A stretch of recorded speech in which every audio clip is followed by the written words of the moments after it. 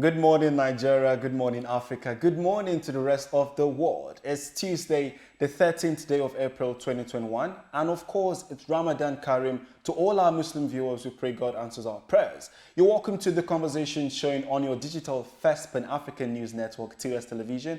And this is the show where we'll bring you informative, educative, and entertaining stories from across Africa. I am Merciful Ajinomo. And my name is Adesiwa Oseyi. Good morning, Masterful. I'm Good taking morning, your spot Adesiwa. today. I'm good. You look How are you beautiful. doing? Oh, thank you very much. Yeah. How are you doing? All right, I'm doing okay. You know, it's it's Tuesday morning, yeah. and you know, Monday started. We just counted down to the weekend again, as always. All right, we'll bring you the quote of the day, and after that, we can now dive deep into the developments across Africa for this morning.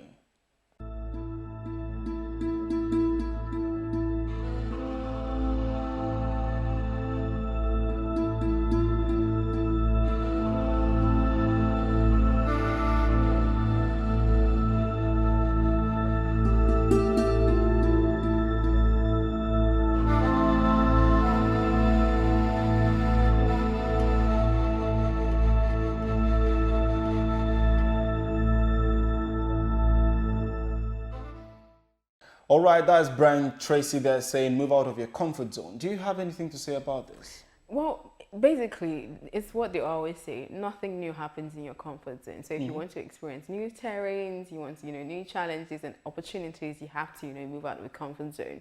It's like you're already comfortable in a particular spot. I don't think you grow. Yeah, I think my point is growth doesn't necessarily happen in your comfort zone. So if you want to grow, you have to step out of your comfort zone. But me personally, I can be comfortable and I can still grow at the same time. Yeah, that's what I feel. Well, that doesn't happen to everyone, so yeah.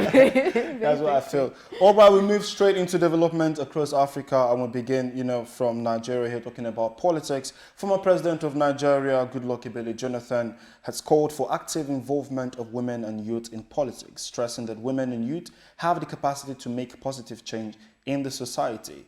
The former president made a call during his courtesy visit to TRS Television Network Abuja on Monday, 12th of April 2021.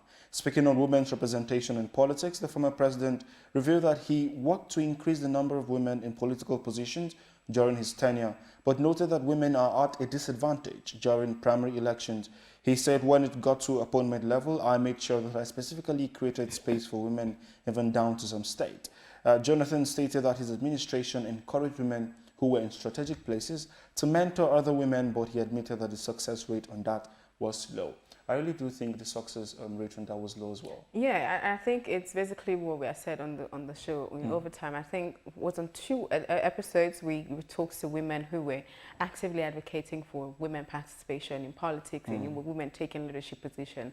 And then one of the challenges they had, one of the things they had complained about was mentorship. He did say women in leadership positions should mentor other women. Yeah. So mentorship, sensitization, awareness, and then active involvement, really. And I think that's just basically what the former president Goodluck Jonathan was saying, and quite elated to actually see that he does know and he does understand that for a nation to grow, we have to have both young people and women participate, at the helms of affairs and all of that stuff. So we hope that we'll see all of that replicated. Yeah, even in the next, in the next phase of leadership, I'm talking about the presidency. We do hope the next president will also, beam the spotlight on women and youth. Yes, exactly. All right, moving away from Nigeria, over 116,000 Somalis have been displaced due to extreme shortage of water since last year, October. That's October 2020. This was disclosed on Sunday in a joint statement by the United Nations and Mogadishu. According to the statement, most parts of the country are facing critical water shortages, with more than 50 districts facing moderate to severe drought conditions. It also said some people have died from dehydration in Bakol, Gedo, and other regions of the country. The Minister of Humanitarian Affairs and Disaster Management, Khadija Mohamed Diriye, has therefore pleaded with donors in the statements to give generously and to give now to help respond rapidly to the drought, which she says was compounding the effects of various crises in this country. She further said, we're facing widespread food insecurity, malnutrition, population displacement and disease. We need funding now to save lives, alleviate suffering and get assistance before the situation becomes a complete catastrophe. It's quite pathetic what's happening and sad there. at the same Yes, time. I mean, water is life, and I think it was, on World Water Day That we spoke were about still the talking importance about of water. the importance of water, and then some countries still not, having access to water and having to hear drought. I don't think I've had, a country experiencing drought in the longest time. Long time, yeah. Having to see that this has happened since October last year, that's a long time. I hope, something is done about it, and then, aid and stuff like that. If they have to bring truckloads of water tankers to the country, I think it should be treated as urgent, because water is really life. Dehydration, and you saw the part where they said some people had died of dehydration and stuff like that. It's really terrible. Yeah, it is. All right, we'll move over to South Sudan, where the President Salva Kiir has reshuffled intelligence service. The South Sudan's President Salva Kiir has dismissed General Johnson Juma Okot, who was the head of the South Sudan People's Defense Forces. He was replaced with General Santino Dengwall while he was being reassigned as the country's ambassador to Belgium. President Kiir dismissed General Ruben Malik Riak as Deputy Minister of Defense and replaced him with Lieutenant General Cho Thong Balok. He also replaced General Thomas Dorth-Gwet as the Director General of the Intelligence Wing of the National Security Service with Major General Simon Ian McQuark.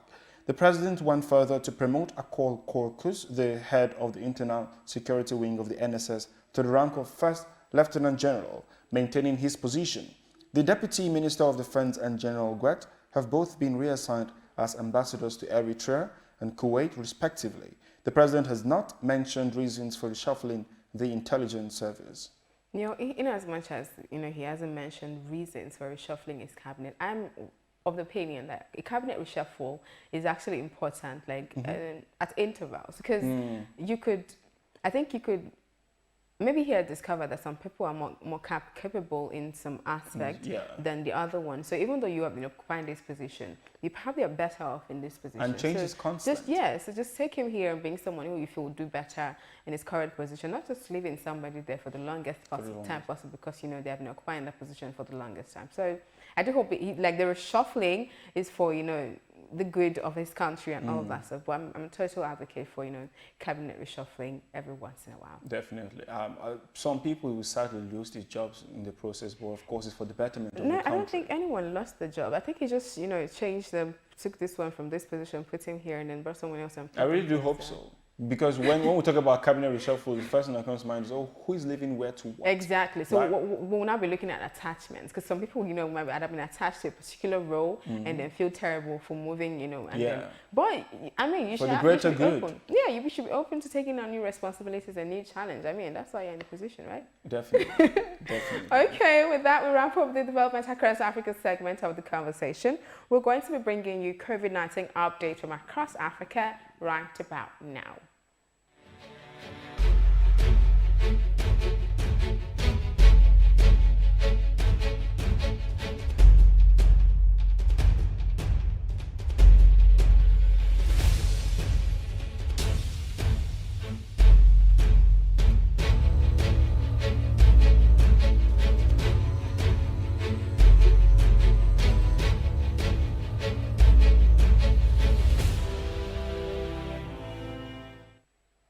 That was COVID-19 update from across Africa as collated by Africa Center for Disease Control. So the results are trusted. But that's not my point. My point here is, you do know that when I look at you like this, I'm not impressed with the numbers. I pretty much feel smiling. Yeah. You know what I'm about to say. But honestly, I'm not impressed with the numbers. We need, like I always say, we need to see a drastic reduction in the number of active cases, the number of deaths, and an increase in the number of recoveries. So just do your part. As I always tell you, I don't think I'll get tired of telling you to do your part, right? So you and the next person can be safe. So take all necessary precautions. And if your country or your state has started rolling out vaccines, please get vaccinated. So we'll have, immunity against COVID-19, and then we don't have to worry about COVID-19 next year. I personally don't want to even hear about COVID-19 in 2022. So just do your bits to ensure that you and the next person is safe. All right, having said that, we're going to go on a break now. And when we come back, we'll be taking you through newspaper headlines for this morning.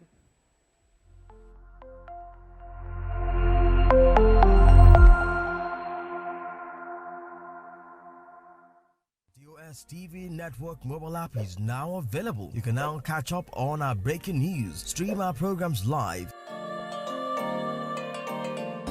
Watch out for the latest update on sports and politics as they unfold. You can also get notifications for our upcoming programs and events. All these on our TOS TV Network mobile app, available on Apple Store and Google Play Store. TOS TV News from Africa by Africans. Being a journalist means in-depth analysis that unravels hidden truths, that question the status quo and fact-checks government.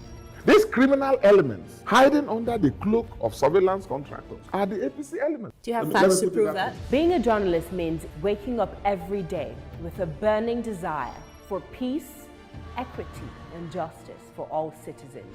We're being told that the choice you have is to take the lesser of two evils. It means patriotism via the prism of objectivity and accountability. It means giving my platform to the masses to discuss issues that matter to them. Some of them, if they bring budget, and the budget they look. Some they sleep. They're going to ask how much you are on. I have it. Thereby shaping government policies and laws.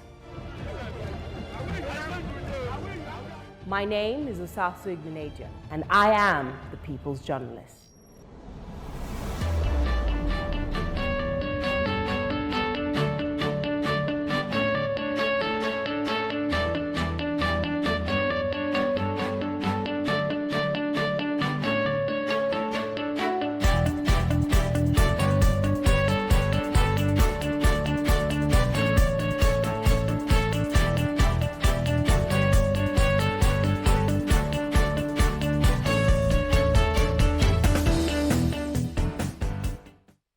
You're welcome back to the conversation showing on your digital first Pan-African News Network 2S Television. And don't forget, you can always be a part of it by following us across all our social media handles at TOS TV Network on Facebook, Instagram, and Twitter. And also you can, stream live our content on our website at www.tostvnetwork.com. And don't forget to subscribe on our YouTube channel, TOS TV Network.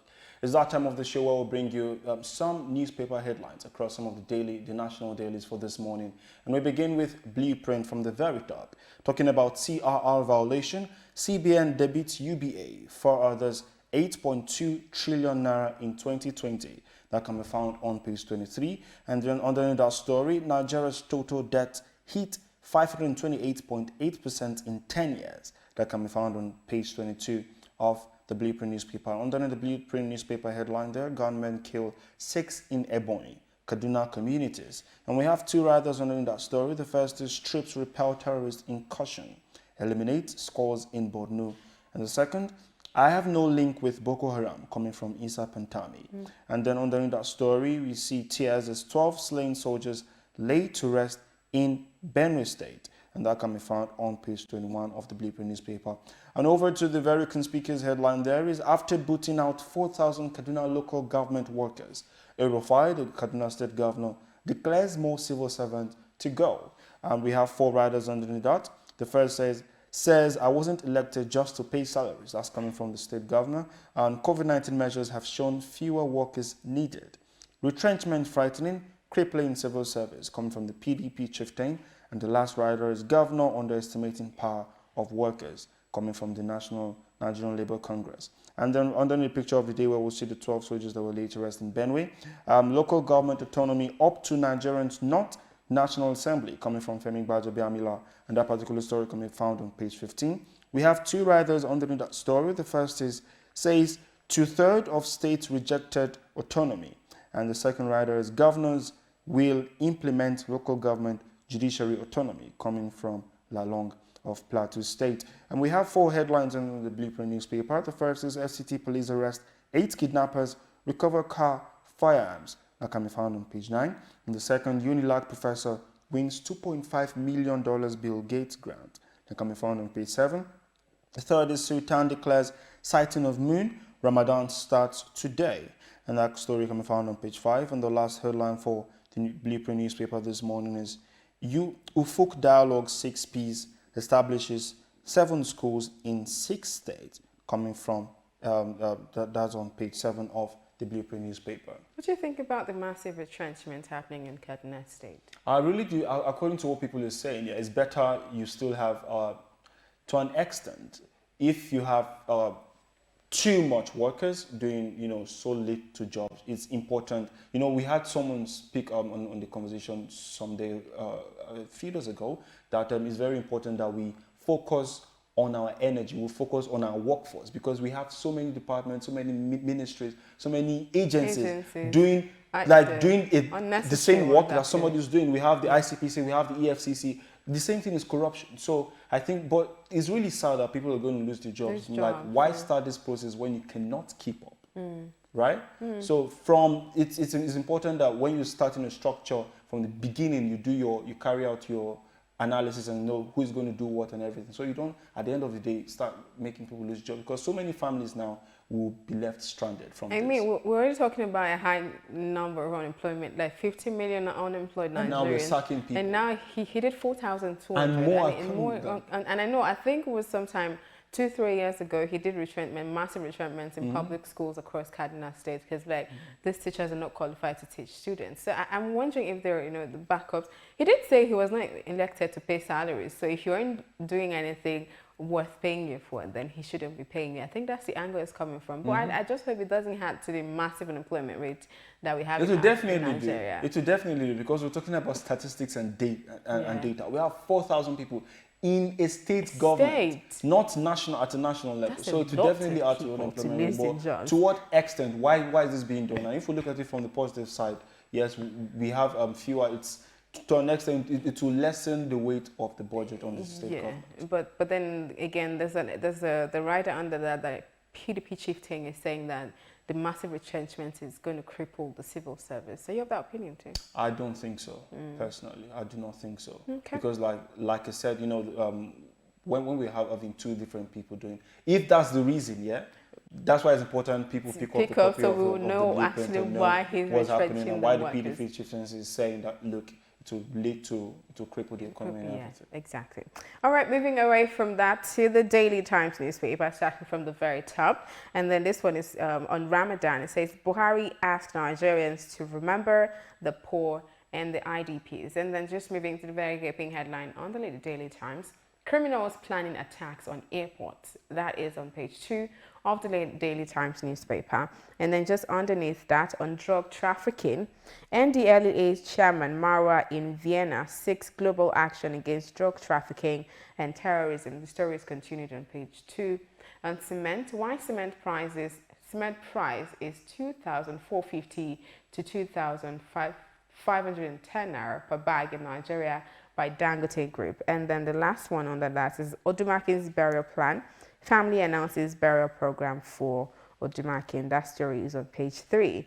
So the cement price thing actually made me, kind of funny, because it was on Twitter that Nigerians were bashing him for saying, look, you're selling it to this older person. I think it was in Uganda for cheap, and then price. Here it's like massive. So what's the problem? What's the impact? So I think he's finally responding and he's trying to let you know why it's that price in Nigeria and it's other price. So you just pick yourself a copy. If you're part of those people that are on Twitter, bashing Dangote for having to sell to us at a higher price, you should pick up a copy of the Daily Times so you find out why that is. Definitely. We move over to the News Direct newspaper for this morning, and the first story is local government autonomy not for National Assembly to address, coming from Gbajabiamila, and that can be found on page 3 of the News Direct. The next is PDP Zonal Congress, Arapaja emerges chairman. That can be found on page 2. And then federal government to unveil new salary package, enhanced welfare for judges. That's coming from the AGF, Malami, and that can be found on page 2 of the News Direct. And over to the very obvious headline there, Pantami denies link with terrorists, says criminals are feeling heat of NIN SIM verification. That can be found on page 2 of the News Direct newspaper. And then just under the picture of the day, we're still talking about Dangote. Cement price from our factories is between 2,450 naira and 2,510 naira per bag, VAT inclusive. That can be found on page 3. Underneath that is financial reform initiatives. We are open to stakeholders with valuable ideas. That's coming from the AGF Idris. And then ballots not caught should decide election winners, says Jonathan, and that can be found on page 3 of the News Direct. We have 3 other headlines. There are doctors threatening to resume strike in 4 weeks if demands are not met. and that can be found on page 2. Suspension of Nirizal loans will affect food security, says AFAN, AFAN, and that can be found on page 10. And the last one is talking about Ogun State. Police arrest 3 suspected kidnappers terrorizing travelers on Lagos-Ibadan Expressway. That can be found on page 9 of the News Direct.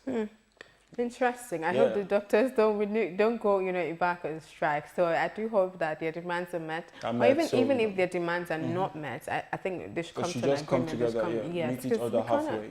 Like we keep saying, we cannot afford to have them on strike at this time. It's the wrongest time to have doctors on strike.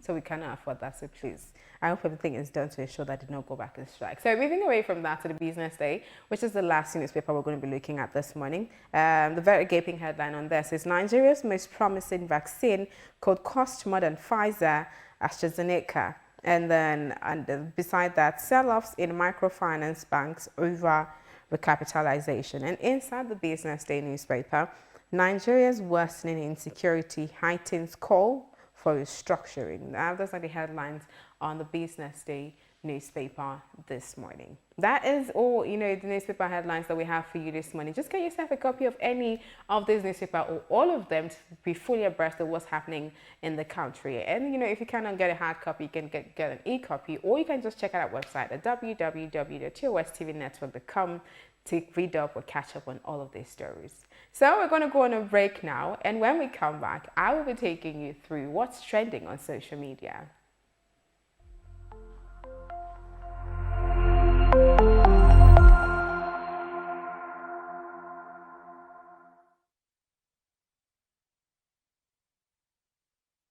South Africa.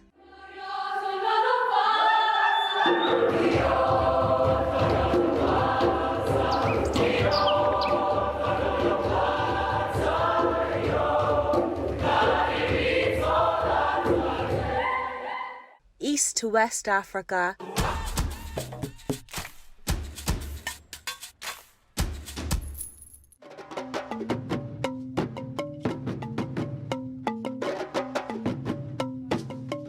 TOS TV Network is your digital-first Pan-African news network, bringing you news from across the continent. Visit our website www.tostvnetwork.com and follow us on social media at TOS TV Network on Instagram.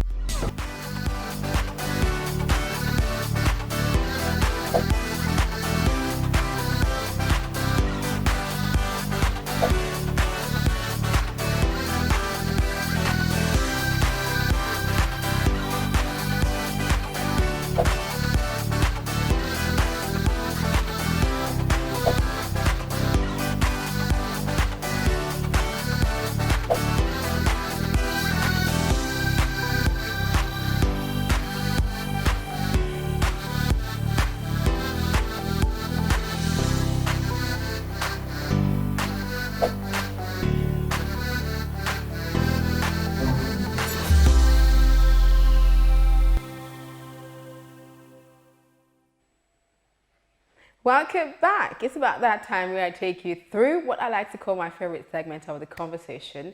That's, what's trending on social media. I like to bring you, what Nigerians are talking about.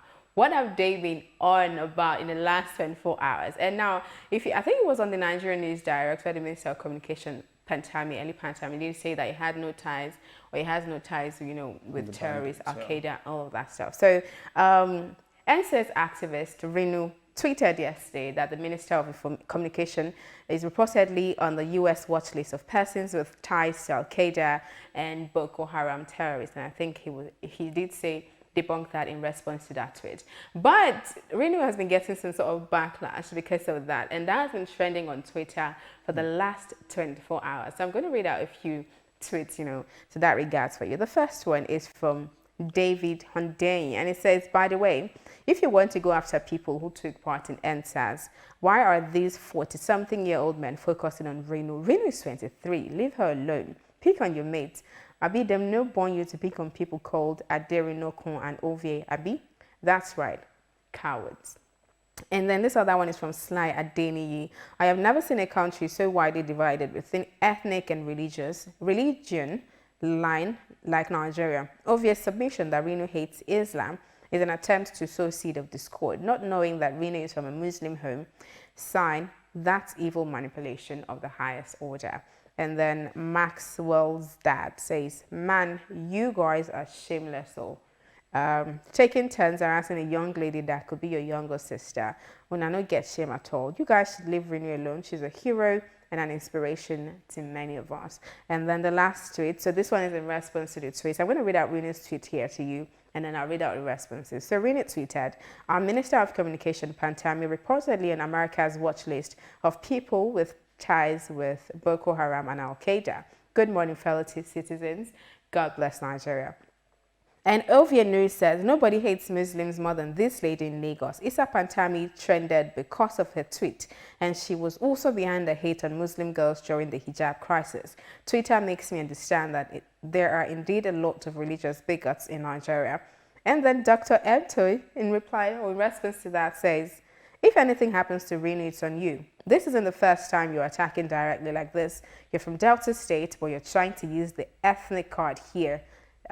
Wearing cap like you're from the north won't even give you any advantage here. LOL. Okay, so before I give my reaction, I'm going to be my supposed reaction because person says I talk a lot. So. I really think that, you know, Nigerians, especially on the internet, on Twitter, are very quick to, you know, tie everything, every controversial issue with religion. Religion, ethnicity. You know, I always say that Nigerians are very religious. They take religion very personally. Everything that happens, they have a way to link it to either the ethnic group or the religion or the environment where the person is being based. And they are forgetting to, out of all the conversations here, they don't fix their gaze on the main issue, the crux of the conversation, which is he was allegedly mentioned as a tie connected to the Al-Qaeda group and everything. So the thing, the next question one should ask is, what's happening? Who said what? Is it really, do we investigate this? What's going on? Exactly, investigate research. The next thing is, they're picking on the person who said that. I think I quite agree with you. Nigerians are quick to tie things to religion first, ethnicity, social class, and then moral standards. So I think it's always these whole four factors when they're trying to, you know, get at something or bash you. So funnily, Rina is actually from a Muslim background. Yes, she did say her grandfather was the chief imam of, you know, one of the biggest mosques in Lagos. So she grew up in that. So I don't understand why somebody would decide that, okay, see, you're anti-Muslim. That's somebody that is actually, you know, Muslim actually. So that kind of just debunks it. So like you said, I think we should just look at the crux of the conversation, really. If Issa Pantami is allegedly, supposedly on that list, we should start looking into it, right? We should research. Nigerians don't do lots of research or investigating. We just talk. So we just like hands they up. Just connect strings in their head. This happened, this is what's happening. So we should just look at it. Look at where's the list coming from? Who puts out the list? Why was he on the list? And what is it? And then wait for a response from him like he had done today. Just read up on it and then see. Just grab what you can grab instead of just bashing somebody because you don't like them. They might be saying the truth actually. They might. So we don't know how this is going to play out. Just looking, you know, going to follow up on it, and if there's any new developments, be sure that I and MS4 will bring it to you here on The Conversation. With that, for wrap up this segment of The Conversation, we're going to be going on a break now, and when we come back, we'll be taking you through the crux of the conversation.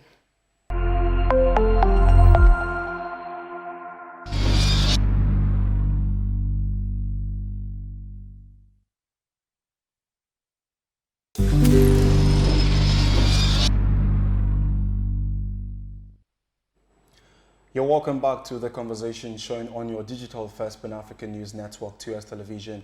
And of course, it's that time where we'll bring you the crux of the program, the big story. Don't forget, you can always be a part of it by following us across all our social media platforms at TOS TV Network on Facebook, Twitter, and Instagram. And watch the program live on our website, www.tostvnetwork.com. And of course, subscribe to our YouTube page, TOS TV Network. Talking about the big story, today we're talking about strengthening the nation's economy. Now, Nigeria's electoral system has been marred by various levels of misappropriations and whatnot, from voter inducement to political thuggery, vote suppression to blatant manipulation of election figures. These challenges have over the years negatively impacted the quality of the country's elections, rendering the electorate somewhat hopeless when it comes to electing the representatives. Although various recommendations, have been made to tackle this challenge, these recommendations are at their various levels of government consideration, some of which are the new electoral bill awaiting passage, the introduction of electronic voting, among others. Joining us on the show this morning to discuss more on this is Tonye Isokariari, and he is a public policy consultant. Thank you so much for joining us on the show this morning. Thank you for having me. Good morning. Good to have you. Yeah. Thank you. Morning. Now, first of all, I'm talking about strengthening the nation's electoral system. What are some of the bottlenecks responsible for weakening the system? Of course, laws. When those laws are not strengthened, then of course it's bound to be weakened.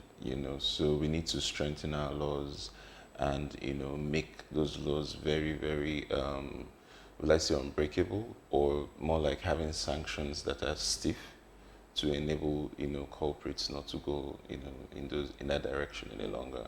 Yeah, those are some of the things that we need to do. Then we also need to have a responsible electorate, an electorate that will be able to call people out when they go against those things. Yeah.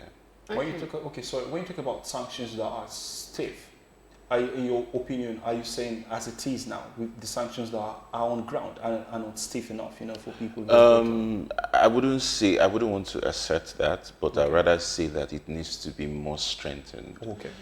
So if there are laws per se, let's say if there's a law that is against thuggery, for instance, and we see, a blatant display of that, then what does the law say about that?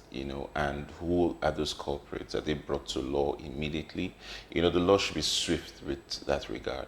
Those are the things I'm talking about in terms of ensuring that our laws, are stiff.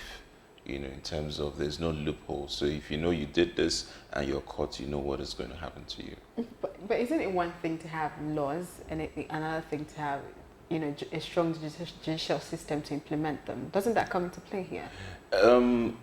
I've seen our judicial system come to play very effectively in various situations. So we can't choose to say in this regard, this is not followed. I think what, needs to be followed is the law says beyond reasonable doubt. So at every point in time, whoever the legal practitioners need to prove beyond reasonable doubt that something has taken place. It's not our moral. The law is not about morality. The law is about proving beyond reasonable doubt. So once that has happened, then the law needs to take its course. But if that has not happened, if the various players have not been able to argue their cases, then of course the law cannot decide what case it wants to take and what case it wants to prosecute or what case it doesn't want to prosecute. So those are the issues. Okay, so stiffer law, stricter sanctions. Yeah. So what effect is this going to have on the electoral system with the short, medium, and long term? So what happens to that is when those gladiators, I call them gladiators because those are the players of the electoral system. Once they go against certain laws the laws that has been put out, and the judiciary, the police, and the implementers go against those individuals, then we begin to make use someone or those people as scapegoats. Now what happens is the ripple effect of that is that people begin to say, okay, this law actually works. So if you do this, somebody can say, okay, you will go to jail, or you will pay certain price for the demeanor that you carry out. So we need to strengthen that, and we need to showcase, we need to use people as a test case. I always say that once you do that, the others will take the cue. Let's talk about another issue affecting our electoral system. I'm talking about the women and youth inclusion, in politics, and also, having some sort of balance, a position on the top tiers of government. How long will it take before we actualize that position where we have a government that's being led by women and youth in the country? In your personal opinion? In my personal opinion, okay, I'm a young man and I'm a youth and I'm involved in politics. Yes, you know, I'm running for the position of AMAC chairman under the All Progressive Congress. So I cannot say that it hasn't started. You know, I think from 2019 we saw a lot of young, you know, players in the system and also women. You see, we need to keep hitting the rock, you know, and keep hitting it, and at some point it will break. I believe that there are a lot of young people in the system. Yes. I believe that, you know, at the, you know, various House of Assembly, you know, local government level, there are a lot of young people in the system.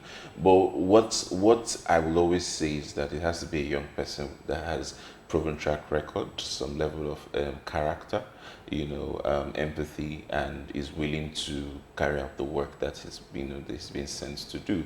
Because it's not enough to say I'm a young person. You know, governance is deeper than that. You know, governance is basically telling, you know, the people that I'm the best man for the job to be able to carry us from where we are to where we should be. So it is not enough to say I'm a young person or I'm a woman or, you know, whatever. It's what are you bringing to the table? And, you know, it starts from there. Okay, talking about young people, I do know you said earlier that there are quite a number of young persons in the system. Yeah. But it's also, there's also no gainsaying that quite a number of young persons and even women have lost trust in the system. Yes, I agree. Yeah. So how do we begin to, you know, create a balance and ensure that these people that have lost trust start to regain trust in the system? So I always use this analogy where we say when pardon what I want to say, you know, when you use the bathroom, you keep pouring clean water to ensure that the water is clean. So we can't just say, oh, the system is bad and we step out. No, because that system controls who we are. That system tells us, you know, directs our life. So we can't just leave it for the players who have mess the system up. We have to come in. You know, the more good people that come into the system, the more we sanitize the system. Then there are certain good people in the system that are already, you know, doing a lot of things. We look for those people, amplify what they're doing. That drives more people or traffic into the system. Using you as a point of reference, you know, your track record, and now you're contesting for a position, an AMAC chairmanship. Yeah. What takeouts can you give to young people? Like, what's the tenets which people should look out to? Because people are of the opinion that there are policies that do not favor the young in Nigerian government. First of all, I would say it's not easy, but you must be willing to be dogged, you know, and, you know, rugged, and ensure that, you know, you follow through. There are a lot of things that will discourage you, so have that at the back of your mind. When you have that at the back of your mind, it's easier to be able to penetrate some of these things. And to be honest with you, some of these gatekeepers, I call them gatekeepers within, you know, the political system, are actually young people. So, you know, it's more of a character issue that we need to start dealing with, and we need to start encouraging them. And look, yes, you know, we're young people, but you need to move from being the touts, or what you want to call the people who cause trouble, to the policymakers, to the people who will actually make a difference. You know, we need to be able to, for long, these individuals have found themselves in a situation where they are like, if there needs to be there needs to be trouble, or there needs to be an issue, you come in and cause the trouble and scatter everything. So we need to start changing that mindset within our young individuals, especially at the local level. For me, the reason why I'm running for a local government chairmanship position is because I believe that if we get the local government right, because the local government is the first government that every Nigerian deals with. Yeah. If you get it right, we can begin the process of, you know, developing our nation. Yeah. Yeah. Okay. I do know that we're constantly advocating for more young people in the system, but I want to know how well you think young persons will actually do, you know, being at the helms of affairs in Nigeria. Because I said that because I've spoken to quite a number of young persons in relation to why do you guys not actually support young persons when they come out, you know, to contest for leadership positions, and they're like, we don't trust them because we know how young persons are in Nigeria. When they get there, it's the same thing these old folks do that they keep doing. So there's no point. We'll just vote the people that we already know. We know what to expect from them. What is your take on that? So that's an assumption, And we need to jettison that assumption as quickly as possible, because I know that a lot of young people hold very, very key positions in different areas. I mean, look at the entertainment industry, look at entrepreneurship. A lot of young people are doing phenomenal work in that space. Yeah. So we can actually get the things done even in the governance space. We just need to, keep pushing and keep, like I said, keep amplifying those who are doing like good work. And once we keep doing that, then we'll be able to help more people come into the system. People who, like I said, with competence, that have character, strength of character, and is willing to actually get the job done. Because I always say service is, service is not big manism. Service is actually serving the people that have sent you there. So the first thing is, what do you want to go and do there? Do you want to serve the people, or do you want to serve yourself? So those are some of the things that every young person must ask him or herself, before they go into the governance space. So where do you see youth and women participation in the 2023 election? Tough, but we shouldn't be discouraged. I know that, younger folks have, I call it the short span, they have short attention span. Yeah. So it's like in 2019, a lot of young people, made the move to say, okay, I want to be part of it. It didn't happen as, it should, however, they shouldn't be discouraged. I see some political parties actually now trying to reduce cost of forms, trying to reduce a lot of things.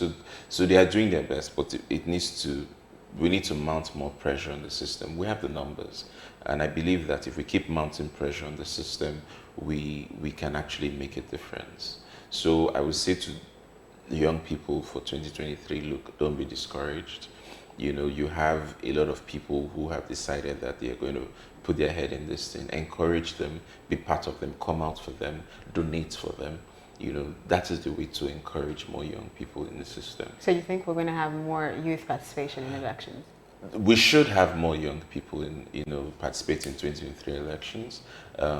I know quite a number of them across the country who are actually gearing up, to run for various positions.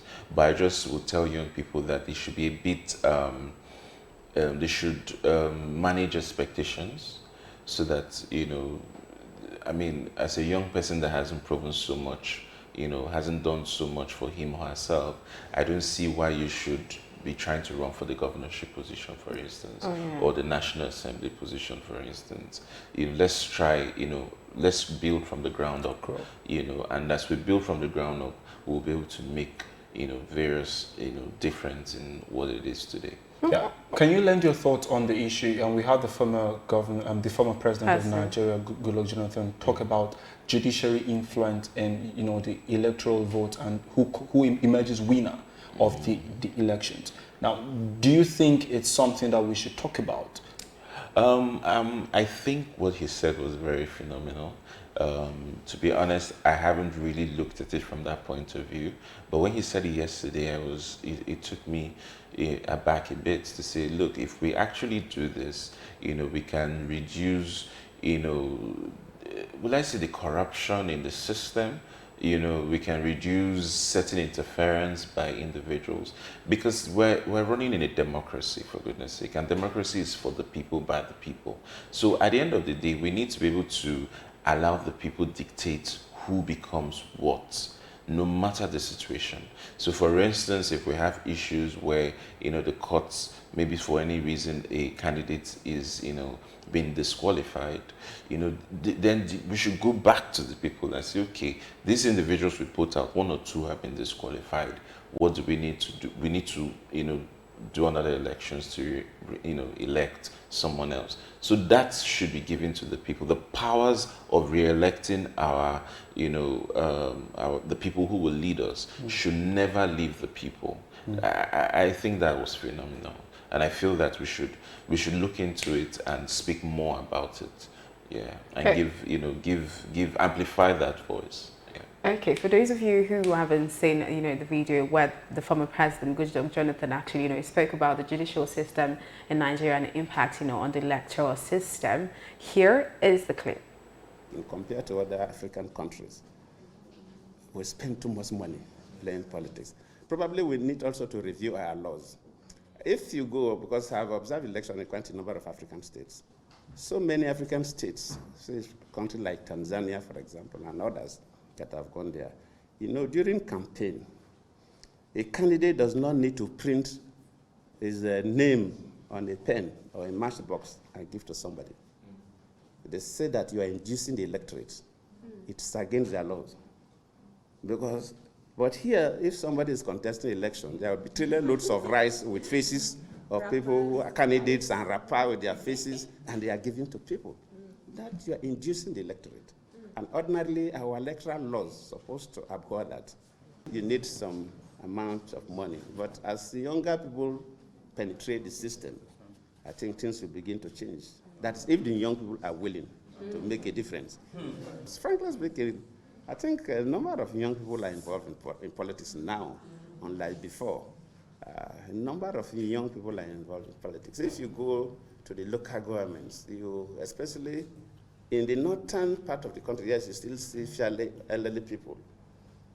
Elderly in the sense that they are above 50 as local government chairman and so on. But if you come to the southern part, you hardly see a local government chairman that is up to 45 years.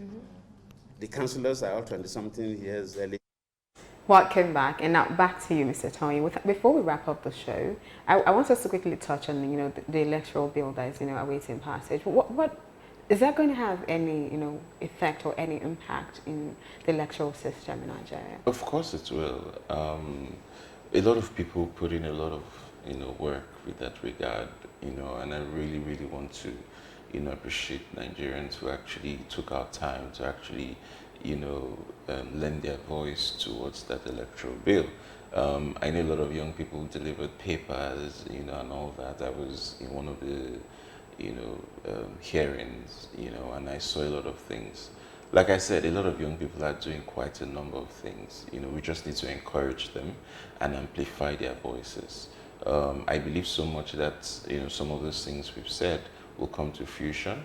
I know INEC has already said implementing one or two of those things with regards, you know, their electoral, you know, reforms. You know, I mean, that's why we're having primary elections in April as against, you know, 3 or 2 months to the general elections.